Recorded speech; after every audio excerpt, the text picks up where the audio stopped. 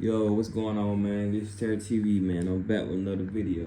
Check this out. We got an interesting matchup coming in the heavyweight division, the glamour division. We have Deontay, the bronze bomber, versus Zhang. You know what I'm saying?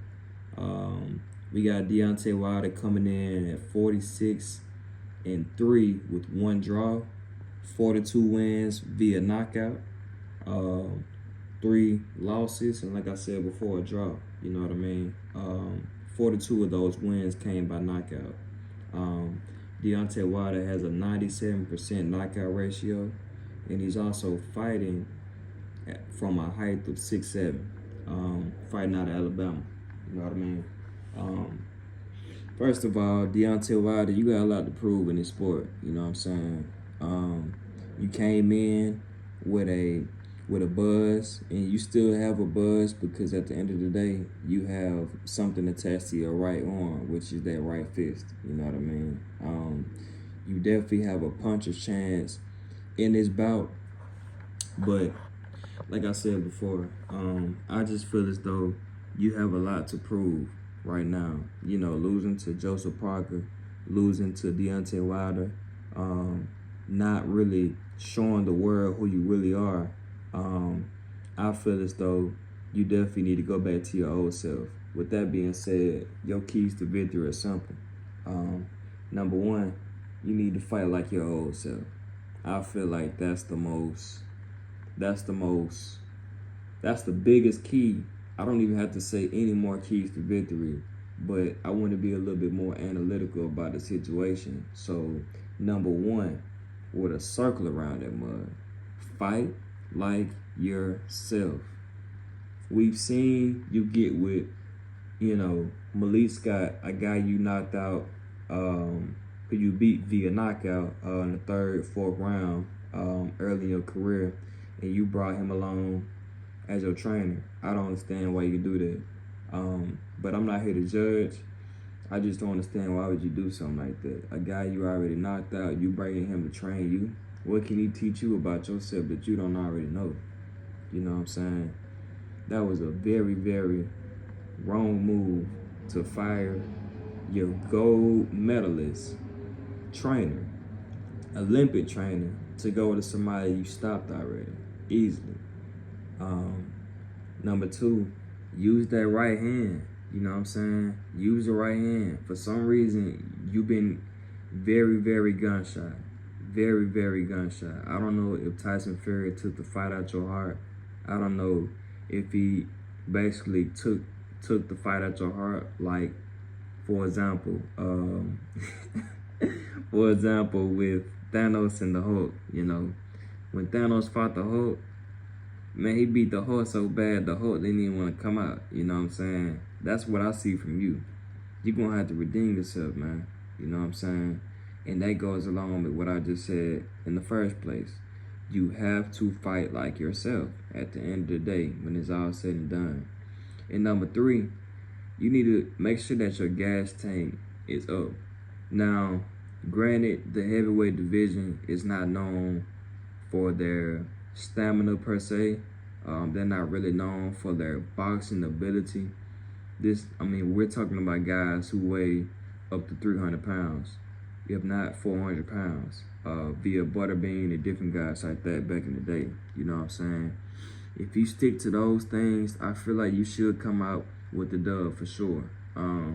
Especially number one, because if you fought like yourself, you would have beaten half of the guys that you lost to. You know what I'm saying? Joseph Parker and definitely Tyson Fury, different things like that. You know what I'm saying? Tyson Fury, he don't have a glass chin. I just want to get that cleared up. It's the heavyweight division. If any one of them guys touch any one of their chins, they all going to sleep. So there's no such thing as a strong chin in the heavyweight division. You know what I'm saying?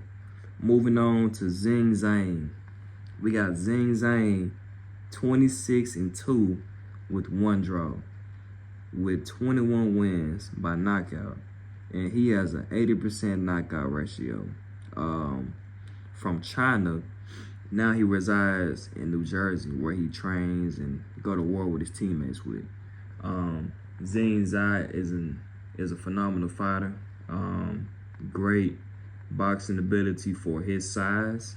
He's definitely the better boxer out of these two fighters.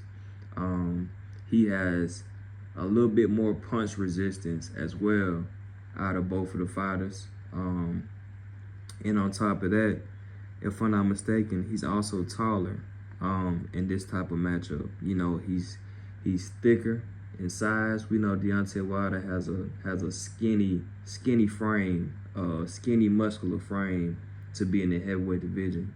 His legs look like two poles. You know what I'm saying? Poles you see on construction sites and different things like that. You know what I'm saying? And he's also a power puncher. You know what I'm saying? Zhang has proven many times that he can put you to sleep with one punch.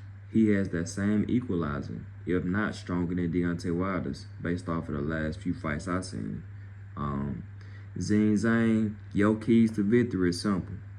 All you gotta do is show your boxing ability.